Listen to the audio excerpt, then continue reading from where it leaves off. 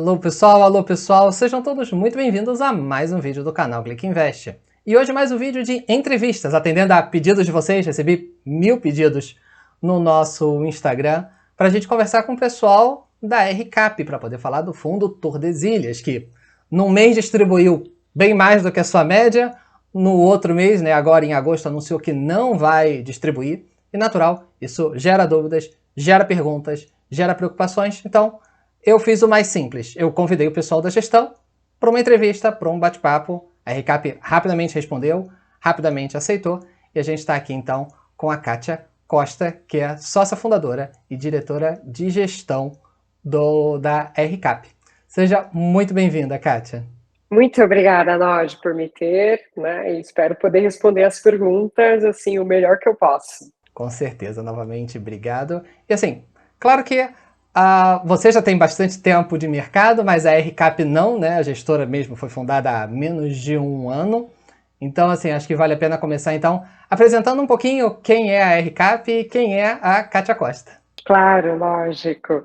Bom, eu já sou uma gestora um pouco velhinha de mercado, eu estou no mercado há mais de 25 anos, né? Então, por favor, não façam a conta, porque eu já passei dos 50, eu mesmo fico triste com essa situação, mas o que eu posso fazer, né? A idade chega para qualquer um. A RCap, na realidade, é uma empresa que nasceu, uma gestora que nasceu com o princípio de começar a trabalhar com private equity voltada para um mercado um pouco mais de massa. Então, é uma tese nova que a gente trouxe para o mercado. Nós nascemos, na realidade, de um spin-off da Hectare. A RCap lá atrás, a gente começou a trabalhar junto com a Hectare, montando um núcleo dentro da gestora lá, e fomos crescendo, né? As teses foram crescendo, foram desenvolvendo os fundos e tudo mais, até que chegou um momento em que a gente começou a ter uma diferença muito grande, até na forma de incentivar o time que tocava os fundos que nasceram nesse novo núcleo, uma necessidade da gente poder fazer uma diferenciação, né? Porque private equity, desenvolvimento, fundos de desenvolvimento, eles são muito diferentes de fundo de papel, né? Eu acho que o mercado hoje aprendeu um pouquinho mais que isso, mas ele tem uma forma de administrar e controlar que exige outros expertises, outros skills, né? Outras atividades profissionais que a Hectare não tinha, e a gente acabou desenvolvendo isso dentro de casa, trazendo profissionais do mercado, trazendo gente nova e tendo que, obviamente, remunerar essas pessoas de acordo. Então, eu e meus sócios na época, né, a gente sentou, fizemos uma conversa muito tranquila e achamos que a melhor forma era a gente estar se separando. Então, fizemos um divórcio super amigável, somos muito amigos ainda, obviamente, não brigamos nem nada disso, mas a gente decidiu separar os ativos da RCap, então eu acabei montando a RCap no final do ano passado, levando alguns dos fundos que estavam na Hectare e acabei montando outros fundos aqui na RCap, e agora a nossa gestora toca a vida, né, independente da Hectare. Então, trouxe um time inteiro, montei o meu back, montei o jurídico, montei todo a estrutura necessária para uma gestora que hoje tem aqui sob gestão mais de 2 bilhões de reais já. A maior parte são fundos de private equity, com teses de desenvolvimento de controle de ativo físico, né, na maior parte. Pouca coisa de papel, que é, na realidade, a origem da Hectare, que é o que a Hectare é muito boa em fazer. Nós ainda dividimos algumas boletas, né? A gente divide alguns ativos com a Hectare, porque, obviamente, tem uma sinergia muito grande na originação de ativos, então sempre estamos conversando, trocando ideias, mas nós somos totalmente independentes hoje. Na verdade, a decisão é nossa, uma coisa é você dividir uma oportunidade, a outra é você tomar decisões conjuntas. Nós fazemos uma decisão completamente separada hoje. Tá? Então, a RCapital é isso, nós temos 13 fundos sob gestão, eu acho que é interessante falar.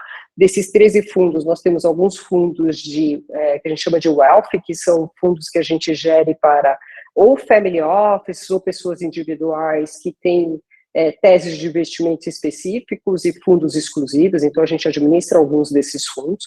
Nós temos fundos aqui de imobiliário que vocês provavelmente já conhecem, que é o Tordesilhas, o Versalhes e o 1810, e o Serra Verde, que são 4 fundos hoje que já estão em bolsas, já nasceram com tickers e tudo. E temos fundos de private equity mesmo, que tem teses na área de turismo, né? Então, hoje a gente tem, por exemplo, um fundo, que é o Maastricht, que é um fundo que acabou de comprar uma rede de hotéis aí no Brasil.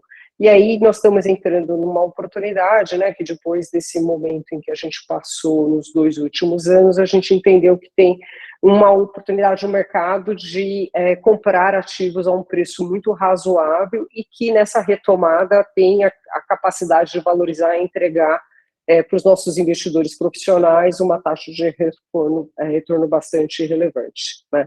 Mas essa é a R Capital, né? Ela tem essa natureza de desenvolvimento de tijolo, né? E desenvolvimento de teses em private equity, né?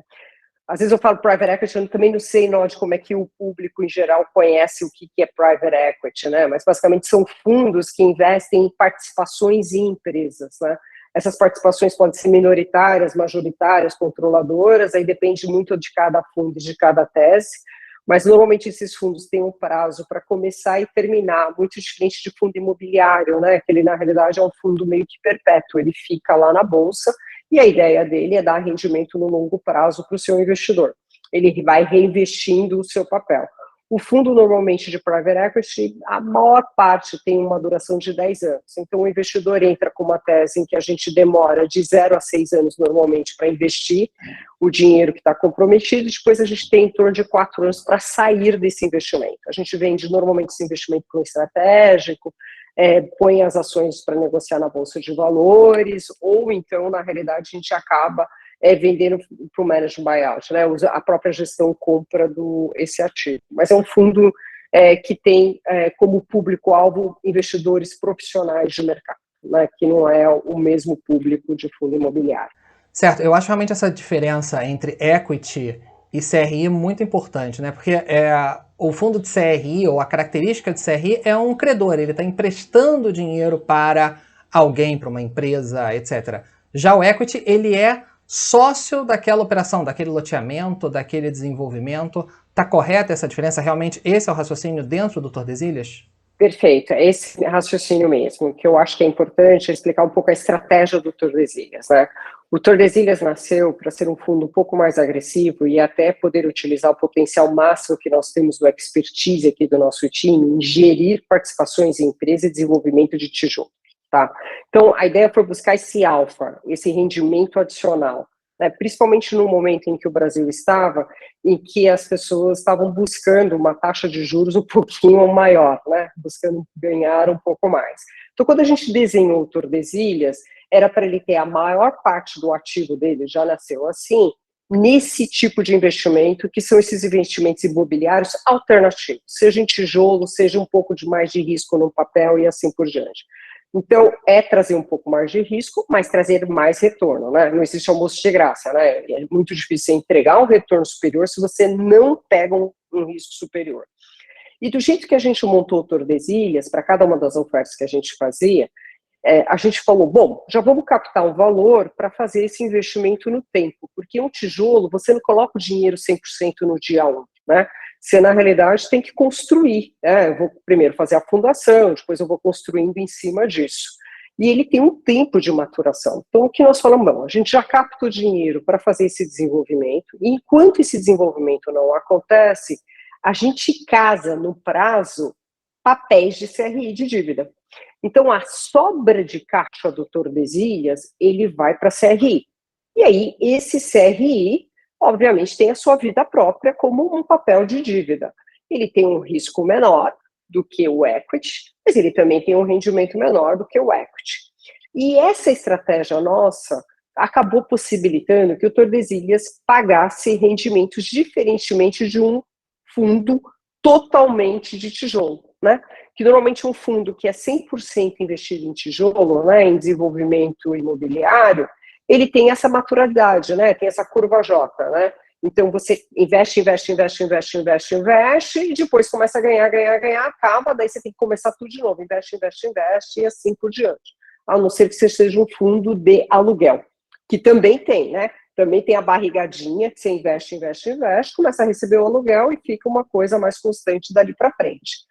Então, o Tordesilhas fez com que esse investe fosse substituído um pedaço disso pelos CRIs que estavam pagando dividendos. Então, Durante esse tempo, e aí a gente tenta, obviamente, na hora de colocar isso nos relatórios gerenciais, se a gente não está conseguindo explicar inteiramente, é até bom receber o feedback de vocês, né? Alguns cotistas já nos ajudaram bastante também, né? Pedindo para a gente melhorar aqui, melhorar ali, a gente está tentando escutar todo mundo para melhorar o relatório gerencial, mas a ideia é sempre mostrar o que é performado e o que não é performado no Tordesilhas, porque a estratégia dele sempre foi ficar muito mais alocado no desenvolvimento, né, de produtos alternativos, tá? E por isso também que a gente acabou colocando algumas teses em alguns fundos imobiliários, cuja ideia foi o Tordesilhas está lá também, né, investe em alguma coisa que depois vai dar um retorno maior, né? Foi assim com o Serra Verde, foi assim com o Lote, e aí a ideia é que esses fundos amanhã tenham vida independente, o Tordesilhas saiam desses ativos a hora que ele começa a fazer a curva positiva, né? De novo, né? Para ganhar esse alfa, esse rendimento adicional com um risco maior, né? Mas não sei se ficou claro, mas essa é a estratégia do Tordesilhas, né? E a gente tenta transferir isso sempre nos relatórios que a gente divulga no mercado, né? Claro, não, ficou claríssimo. Eu só queria te perguntar, assim, pensando num futuro, claro, o fundo é um fundo que já tem um certo tamanho, já tem um certo porte, mas ainda é um fundo novo, de histórico de vida, ele ainda não é um fundo que tem 10 anos de existência, etc. É um fundo muito mais novo que isso, mas assim, pensando como uma estratégia básica, entre idas e vindas entre mais equity, mais CRI, etc., o teu cenário base, quanto fundo hoje vamos dizer assim, teria em condições normais dividido ali entre equity, entre CRI, entre fundo, entre caixa, etc. Como é que seria a composição, digamos assim, ideal, a composição mágica dentro do teu racional? Tá bom. A condição mágica nossa, né, ou a condição ideal, sempre foi ficar com equity entre 50% e 67%, né, então metade a 2/3, e aí o CRI na diferença, né. Acontece que o mercado nos pegou um pouco de contrapé, né, eu acho que não fomos só nós, mas o mundo inteiro, né, então a gente acabou tendo que desbalancear isso esse ano, mas obviamente assim que a gente tiver a oportunidade, a ideia é rebalancear de novo essa composição. Porque a gente faz uma administração agora, nesse momento, de garantir que os ativos performem, né? Então, nós estamos totalmente focados nisso. Mas, e aí, por isso, no nosso planejamento, a gente tinha uma ideia de crescer mais o fundo, porque somos novinhos, né? Um patrimônio de quase 500 milhões de reais ainda é muito pequenos, né? A ideia, obviamente, um dia é crescer esse fundo, quando o mercado voltar a ter condições. Obviamente, também não vamos fazer nenhuma loucura aqui dentro. Então, o balanceamento, nesse momento, está um pouco fora do que a gente acredita que é o ideal, então, mas não está fora do regulamento, não está fora nada das regras que a gente mesmo se impôs, né? Porque o ideal é diferente, né, da condição que você põe como limite, né? Mas é isso, o ideal é esse balanceamento sempre, porque daí o que vai acontecendo, né? Os CRIs vão pagando, amortizando e vão investindo no equity, eu faço nova oferta, compro o CRI, os CRIs vão pagando, vou fazendo o equity, e aí quando o equity começa a amortizar também, porque chega uma hora que o equity começa a pagar, eu vou reinvestindo ele para manter o patrimônio do fundo sempre saudável, né? Então, essa é a ideia do balanço aí do Tordesilhas. Perfeito. Então, resumindo, em condições normais, vamos dizer assim, basicamente o que aconteceu até agora do fundo de rendimentos, de resultado, não veio da operação de equity ainda. Ela ainda está no status de investimento, de maturação, etc. Basicamente, a gente pode dizer que praticamente tudo que o fundo distribuiu até hoje veio, na verdade, dos CRIs, dos fundos imobiliários, das operações não core, a gente pode dizer assim, não núcleo, não principais, sendo o core aqui o equity. Está correto? Realmente foi isso que aconteceu no histórico do fundo até agora? Na maior parte está correto, com exceção de algumas distribuições que tiveram, por exemplo, num projeto Ondas lá de Porto Seguro, que teve um lucro extraordinário num período que teve uma venda extraordinária, então a gente acabou distribuindo, então teve uma distribuição relevante. Com exceção desse equity, o restante ainda está num prazo de construção. A gente não terminou as construções dos outros empreendimentos imobiliários, então está naquela fase de construção. Então, todos os rendimentos até agora pagos vieram ou de fundos imobiliários, né, que a gente recebeu, os dividendos, ou de CRIs. Exatamente isso.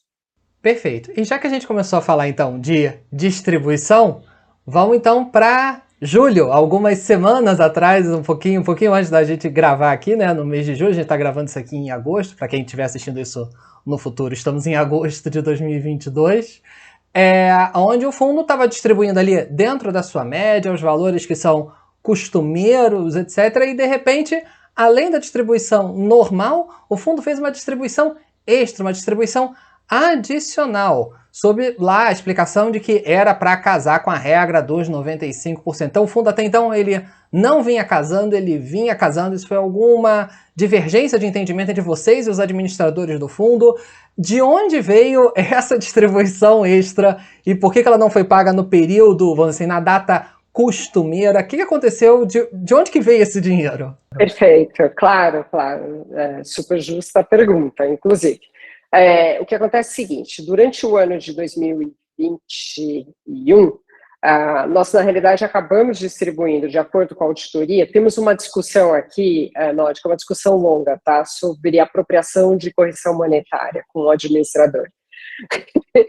É uma discussão que não acabou ainda e eu continuo nessa discussão todo santo dia aqui, e de marcação a mercado dos nossos ativos, tá?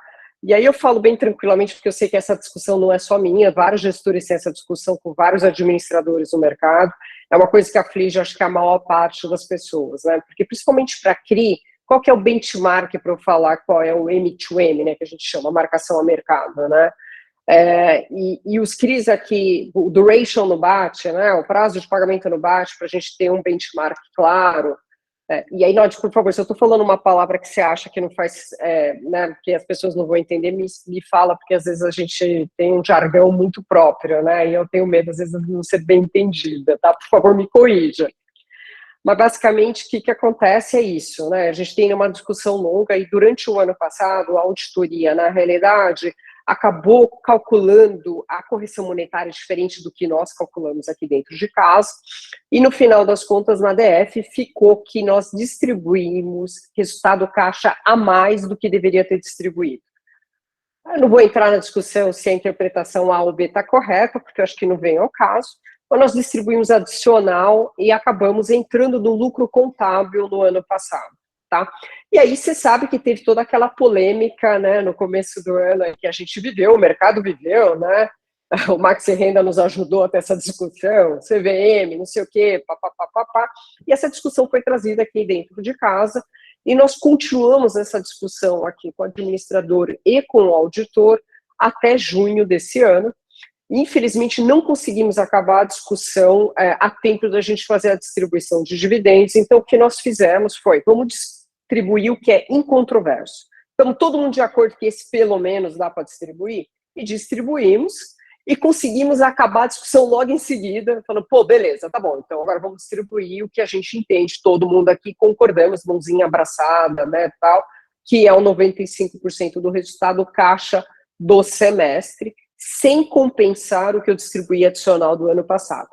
Então, teoricamente, hoje o fundo, de acordo com a auditoria e o administrador, na soma, ele está distribuindo um pedaço do resultado contábil, tá?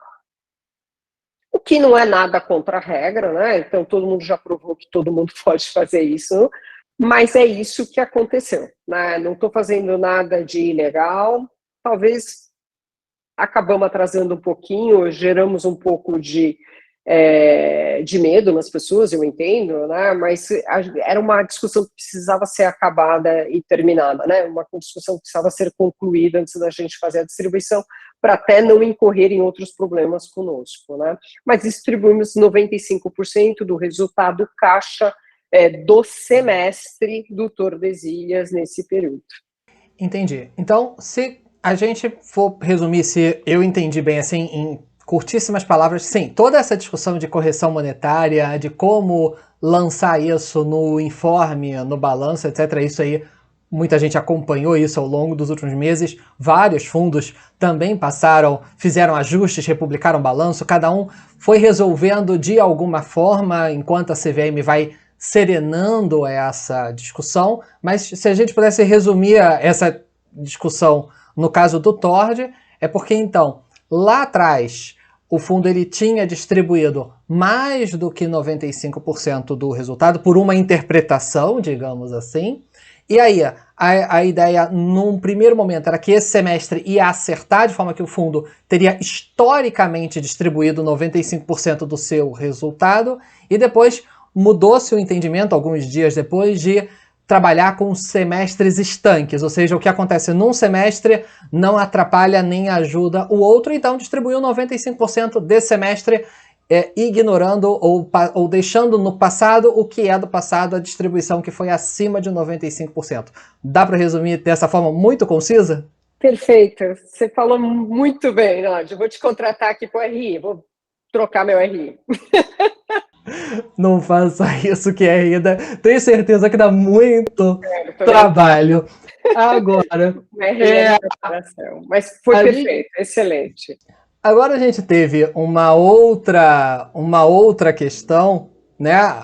Algum tempo depois, enquanto alguns estouravam fogos e abriam champanhes pela distribuição extra, logo depois a gente teve o fundo agora anunciando que não vai distribuir relativo ao mês, etc. Que muita gente já imaginava, muita gente gerou a interpretação de que, isso foi porque o fundo distribuiu a mais no passado, mas agora já ficou claro que não, porque a distribuição extra foi sobre um semestre e essa não distribuição é sobre outro, então a pergunta fica ainda mais aberta. Por que o fundo optou por não distribuir rendimentos esse mês? Perfeito.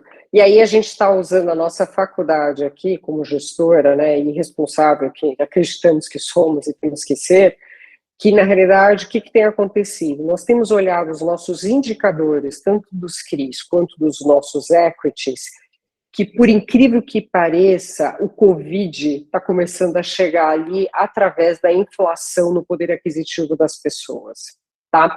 Ainda é incipiente, a gente tem monitorado esses números de uma forma muito cautelosa, temos discutido muito com os empreendedores do ponto de vista de CRI, temos acompanhado os nossos ativos, né, na ponta, olhando todo santo dia o que está acontecendo, mas a gente tem percebido uma tendência no aumento da inadimplência. Tá? E essa inadimplência, basicamente, né, a maior parte da resposta vem, eu tinha um salário que me dava para comprar X. Esse salário, mesmo que ele tenha sido corrigido uma parte pela inflação, ele me dá para comprar X menos Y hoje. Como a maior parte dos produtos que nós vendemos, os nossos recebíveis, estão atrelados a produtos de luxo, que não é de primeira necessidade, ou produtos de desenvolvimento futuro, como lotes, né, de loteamento, nós passamos a fazer parte daquele percentual da renda que ele pode ou cortar, ou atrasar, ou trabalhar de uma forma maior. Então, o que nós tomamos a decisão aqui dentro, né? Além de que o CRI hoje tem um percentual pequeno da participação do Tordesilhas como um todo, mas esse rendimento ele pode acabar no semestre muito rapidamente se essa tendência continuar. E aí, a gente precisa, obviamente, até mostrar para o mercado que o Tordesilhas é um fundo agressivo e ele é um fundo, na realidade, que o rendimento está atrelado à performance dos seus ativos. E para eu garantir essa performance, eu preciso ter um controle de caixa muito, muito bem seguro, né? Para que amanhã eu não possa falar para os olha, quebrou porque eu não tinha caixa, né?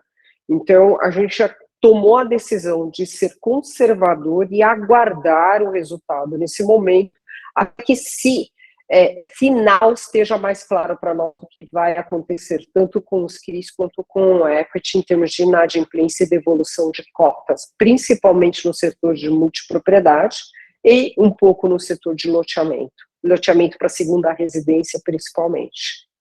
Tá? Mas foi isso. Certo. Então, a inadimplência, como vocês colocaram no relatório, é um dos principais drives, um dos principais motivadores dessa retenção de resultado.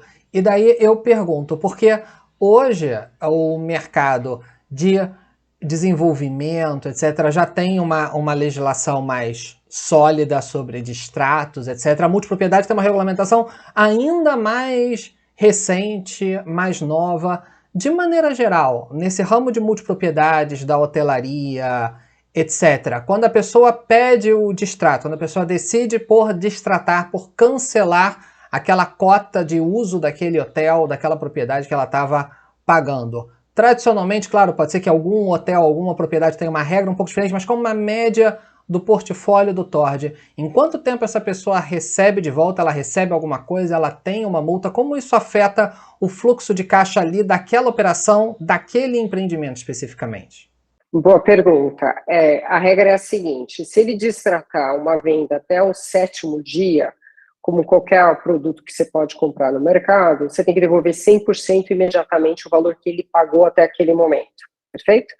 Se ele destratar depois do 7º dia, aí você vai aumentando o direito do que você pode reter, mas ele chega até 50% do que ele pagou para cobrir as suas despesas operacionais, de marketing e comerciais, tá?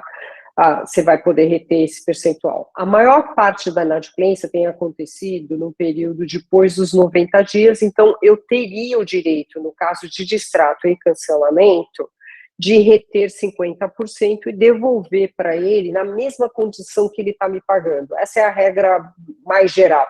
Tem uma ou outra exceção, mas essa é a regra mais geral. Se ele está me pagando parcelado, eu poderia devolver para ele parcelado também, tá? E reter essa parte aqui do processo. Mas o que tem acontecido hoje no mercado? Em algumas praças, tem tido alguma judicialização desse processo. E aí a gente perde um pouquinho do controle, porque aí eu dependo de um terceiro tomar uma decisão que nem sempre é colocar a lei em primeiro lugar, né? Então, a gente tem esse problema, não é grande, mas tem esse pequeno problema que a gente precisa estar atento. E a segunda coisa que a gente precisa estar atento é que repor a venda desse ativo, eu vou repor ela a prazo também, né? Então, você imagina, eu já recebi, às vezes, 70% do valor, eu vou precisar devolver para ele 35% eu retenho, né, dos 70%, e vou precisar devolver para ele num ritmo. Só que essa cota volta para dentro de casa, e normalmente o ativo está performado, em alguns dos casos de CRI, por exemplo, eu já entreguei um empreendimento, eu começo a pagar condomínio, né? Eu tenho um custo atrelado a essa cota que no curto prazo me forma uma barrigadinha. Lá na frente eu vou recuperar, porque provavelmente eu vou vender essa cota mais cara, porque o preço já foi reajustado, eu vou ter uma parcela maior, eu vou devolver para o cara esse dinheiro a prazo. Mas no curto prazo, que eu tenho que começar a fazer a devolução para ele, e até eu vender, porque eu não vendo no mesmo dia, né? Para repor essa parcela, eu tenho que devolver. Ele vai sair do meu caixa. Então, nesse momento, eu posso gerar uma barriga no meu fluxo de caixa de curto prazo. E aí, dependendo da quantidade da inadimplência, porque até eu cancelar a cota e reter tem um tempo, né? Porque ele começa a parar de me pagar, eu vou negociar, né? Ligo, tento reter, tenho que trocar para o produto. E aí, normalmente, ele deixa de pagar uns 3 meses, já me gerou uma barriga, né? Porque o CRI está rodando, né? O CRI precisa pagar PMT e tudo mais. Então já me gerou essa barriga, e aí eu vou cancelar, e aí a partir desse momento que entra num fluxo normal, tá? Então essa barriga que é o problema, né? Principalmente quando você tem um número muito grande, né? E a gente não sabe exatamente ainda qual vai ser o tamanho do problema, porque está começando os sinais começaram a piorar no finalzinho do semestre passado, e aí a gente está vendo que essa tendência está aí, né? A inflação chegou para todos, Nod, esse é o ponto, né? Que não está sendo reponto. E aí eu não conseguimos reajustar na ponta a inflação de construção, né, no preço da cota. Então não é que é uma coisa que é direta. Agora, o cara que está pagando a parcelinha chegou inteira, né, a inflação. Então, sim, e essa questão da inflação da construção também é algo que tem chamado muita atenção do mercado, porque, claro, o Tord, como sócio ou como emprestador através do CRI, etc., ele está numa operação em desenvolvimento, em construção, então está tendo um custo grande de material de construção, que a gente mensura a média dessa correção pelo INCC, o Índice Nacional da Construção Civil. Mas, de maneira geral, esse tipo de contrato de multipropriedade, etc., não é corrigido pelo INCC, não é? De maneira geral, óbvio, cada praça pode ter uma particularidade. Em geral, há uma correção, isso é parcelado fixo. Como geralmente isso é vendido? Geralmente, quanto é de sinal? Quanto é parcelado? Em que prazo? Com que indexador? Como é que é uma operação média dentro do multipropriedade do Tord para venda em si? Tá. Então, normalmente, como é que é feito, né? Em geral e no TORD em especial. Quando você vende a propriedade, ela está em construção, a parcela é corrigida só pelo INCC, tá bem? Então, e normalmente você vende isso entre 5 e 10 anos de prazo de pagamento, tá? Então, o prazo é longo. E aí, a construção leva de 24 a 36 meses na média, tá? Então, o que acontece? O cara, se ele entrou logo no começo, ele vai pegar o INCC desde o começo até o momento que a gente entregou o empreendimento. A partir do momento que você entregou o empreendimento, ele passa, no passado a gente fazia a correção de IGPM mais os juros. E os juros normalmente é de 6% ao ano, tá? Mais ou menos. Tem alguns empreendimentos que a gente consegue colocar um juro um pouco maior, tem alguns outros empreendimentos não, mas a maior parte do que a gente está carregando agora foi na época, né, que o CDI estava no patamar lá embaixo. Então, os projetos estão nesse... Eu não posso ficar mudando a regra do jogo no meio do caminho com o meu recebido. Então, eles estão nesse patamar de 6% de juros, na média. Os novos contratos já estão saindo com mais. E aí, a partir desse momento, ele é corrigido com IPCA mais ou IGPM mais esses 6%, a partir do momento que a gente entregou o empreendimento. E aí, a parcelinha vai aumentando todo mês, né? Porque, de novo, a gente não trabalha com tabela price, na maior parte dos empreendimentos é saque. Então, a parcela vai aumentando todo mês, né?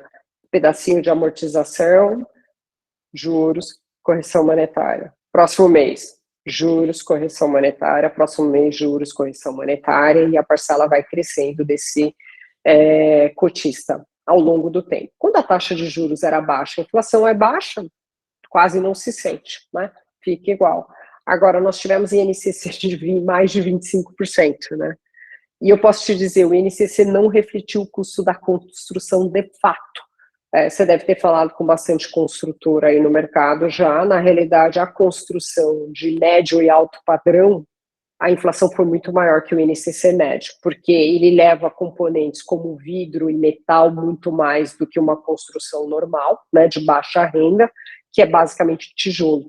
E metal e vidro tiveram uma inflação muito superior ao INCC, muito superior.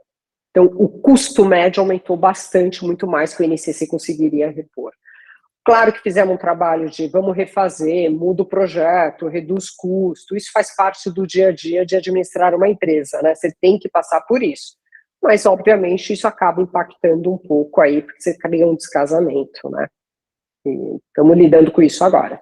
Claro, você não consegue repassar o custo real da tua obra, você tem que fazer um indexador, porque é isso que está no contrato. Mas eu tenho uma questão que, obviamente, o que aconteceu já está explicado, mas também o mercado quer saber muito o futuro. Ninguém tem bola de cristal, infelizmente, se tivesse seria muito mais fácil de investir, mas dentro do que você está vendo, do que você está acompanhando ali do dia a dia, etc., essa não distribuição, ela não significa que o fundo vai reter durante 6 meses e só distribuir no final. Porque, claro, é algo que o fundo pode fazer. A lei só obriga que o fundo distribua a cada semestre. Tradicionalmente se antecipa para distribuições mensais, mas não seria nenhuma falha, nenhuma quebra de regulamento, de regra, de norma, distribuir uma vez por semestre ao final do semestre. Já tivemos fundos que operavam dessa maneira.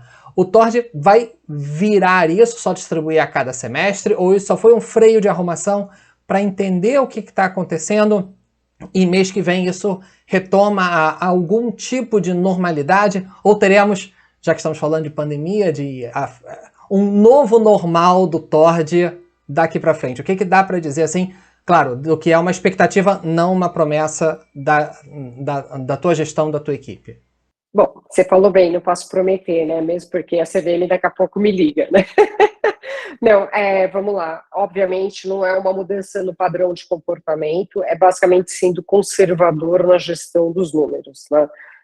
Obviamente estamos sempre sendo conservadores e responsáveis, principalmente num cenário em que você não pode colocar oferta no mercado, então não tem como captar novo dinheiro, eu preciso garantir que o dinheiro que eu tenho seja bem aplicado sempre. Então, essa é uma medida de segurança. Eu não posso prometer que no mês que vem a gente volta, mas eu posso te falar que não é uma decisão nossa de passar a distribuir semestralmente. Não é. Tá? A nossa decisão obviamente, caixa permitindo, tendo lucro, vamos distribuir com certeza os dividendos, cumprindo, obviamente, o padrão que a gente tem cumprido no passado, tá? Então, continua a mesma coisa, enfim, não temos nenhuma diretriz aqui interna para o meu time de mudar esse comportamento, tá? Agora, de Entendi. novo, né, Nod, eu não posso prever o futuro, né? Enfim, se os sinais, na realidade, mudarem para muito pior, nós vamos estar comunicando o mercado, avisando o mercado, né? Que faz parte também, obviamente, infelizmente, da vida. A gente está trabalhando aqui, ó, que esses sinais não aumentem, que não piorem. Estamos fazendo tudo que está no nosso poder aqui, espero, né? Mas, enfim, não posso prever o futuro, né? Estamos trabalhando para que ele não piore, essa situação. Claro, claro. Agora, pensando de novo nessa linha do conservadorismo, talvez a gente possa esperar, isso faz sentido, isso tem sido discutido, de repente o fundo deixar de ter essa distribuição mais homogênea e ter uma distribuição mais online, digamos assim. Ou seja, esse mês deu mais resultado, a gente vai distribuir mais, esse mês deu menos resultado, a gente vai distribuir menos, que claro, é uma decisão mais conservadora, porque você vai trabalhar com a distribuição em cima do que aconteceu ali naquele mês, praticamente naquela semana, digamos assim, ou não, o plano de vocês é tentar, dentro do que é possível, dentro do que é viável, voltar a uma distribuição mais linear, como o fundo vinha fazendo até então? Eu diria o seguinte, se fosse pelo meu compliance, a gente ia distribuir, deu mais, distribui mais, deu menos, distribui menos. Os meus investidores, na realidade, pedem que tenha um pouco menos solavancos aqui dentro. O que nós aqui, como gestores, fazemos? Né? Obviamente, dentro de um conservadorismo, uma responsabilidade muito grande, é não dar grande solavanco, obviamente, né? Se sobrou muito, eu posso pensar até em investir em alguma coisa por curto espaço, até para melhorar o resultado do negócio, né? Então, eu posso reinvestir no curto prazo em alguma coisa que possa me dar um resultado melhor e aí trazer uma normalidade. Então, na medida do possível, a gente não quer dar solavancos, na medida do possível. Mas vai ter mês que, se der um benefício muito grande, a gente vai distribuir mais. No primeiro semestre, a gente teve um resultado espetacular de uma operação única e a gente tentou linearizar um pouco essa distribuição do que dar uma pancada num mês só.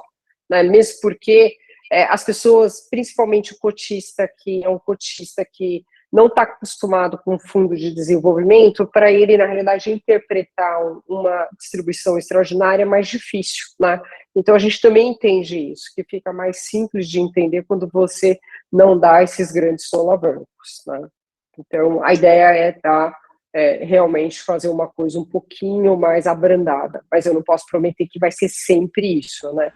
Claro, claro. De novo, você nem pode prometer nada, afinal de contas a CVM não deixa, isso tem regra, isso é ética de mercado e tudo mais, a gente tem certeza, assim, por isso que eu tô perguntando de uma forma muito, muito flexível exatamente para poder entender isso. Mas, Kátia, assim, bom, antes de te agradecer, assim, o pessoal que tem dúvida, claro, o fundo hoje tem mais de 100 mil cotistas, obviamente, cada cabeça uma sentença, então teremos aí 100 mil perguntas, etc.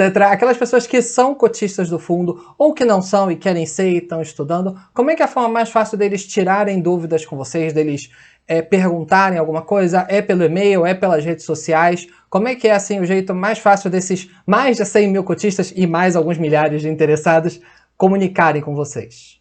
O mais simples, obviamente, é mandar um e-mail para o nosso RI, né? ri@rcap-asset.com.br. Essa é a forma mais simples, direta, dinâmica. O pessoal aqui consegue entrar, até se não quiser decorar o nome, né? É só entrar no nosso site da RCap, você vai lá, tem um linkzinho, clica no link, já manda um e-mail direto de lá, é super simples, pode escolher qual é o fundo lá no site. Então, essa é a forma mais simples e direta. Obviamente, temos os telefones, também tem mídia social, né? O Insta, também podem, mas o melhor mesmo é sempre mandar um e-mailzinho que para a gente fica mais simples também de controlar as idas e vindas, né? Porque às vezes a rede social você não tem um controle da narrativa, né? E você não consegue cumprir um SLA que eu exijo que o meu time cumpra aqui de resposta, né? O nível de serviço tem que responder em tanto tempo, tem que, né, controlar que as perguntas todas sejam atendidas num tempo que seja razoável, né, para o cotista. É isso. Claro. E assim, bom, a gente já está chegando ao final aqui da nossa entrevista. Deixa aí um espaço para você dar as últimas palavras, alguma coisa que você acha que não foi abordada, uma coisa que você acha que vale a pena reforçar aí da nossa entrevista, mas já deixa aqui o meu muito obrigado pela tua participação, a ajuda do Felipe aí do RI que coordenou aí esse encontro, e deixa aí para você as últimas palavras aí para o mercado. Bom, queria muito agradecer você, Nod, né, pela oportunidade de poder estar falando com o nosso público. O nosso dia aqui é realmente bastante agitado e complicado, às vezes a gente não separa o tempo para fazer isso, então é muito importante você estar dando esse espaço, queria agradecer muito. E queria só dar um recado para o nosso investidor que está aí nos assistindo, que o Tordesilhas ele é um fundo agressivo, mas ele é um fundo que, na realidade, dá uma oportunidade para quem está começando até a investir em alternativos, de começar uma experiência diferente, até para aprender a acompanhar como é que funciona um desenvolvimento imobiliário, como é que, na realidade, isso se dá no tempo, começar com um Tordesilhas que tem essa mescla entre dívida e tijolo possa ser uma boa alternativa, né? Então, convido vocês a lerem os nossos relatórios, a entender um pouco mais e aprender mais, né? E a outra coisa que eu queria deixar também de recado é que a mídia social fala muito, mas eu sempre convido a todos os nossos cotistas a fazerem o dever de casa, aprendam, escutem por vocês mesmos, estudem, né? Vão atrás das informações, perguntem nos e-mails, né? Porque nem sempre as pessoas que estão falando nas mídias sociais têm o teu interesse como, né, o objetivo deles, atender o seu interesse. Então, eu estou convidando todo mundo a estudar por si e fazer as suas próprias opiniões. De novo, agradeço muitíssimo a tua participação, agradeço muitíssimo a tua ajuda e, claro, agradeço a você que assistiu aqui esse vídeo. Eu vou deixar aqui embaixo não só o site da RCAP, como também o e-mail que a Kátia mencionou aqui. E espero que vocês tenham gostado. Se tiverem alguma dúvida, claro, coloque aqui embaixo, deixa o likezinho se gostou. Não esqueça de compartilhar com os amigos que acham que podem se interessar também. Vou deixar mais 2 videozinhos aqui nas laterais aqui para você continuar seus estudos. Espero que tenham gostado. Um forte abraço e até a próxima. Tchau, tchau!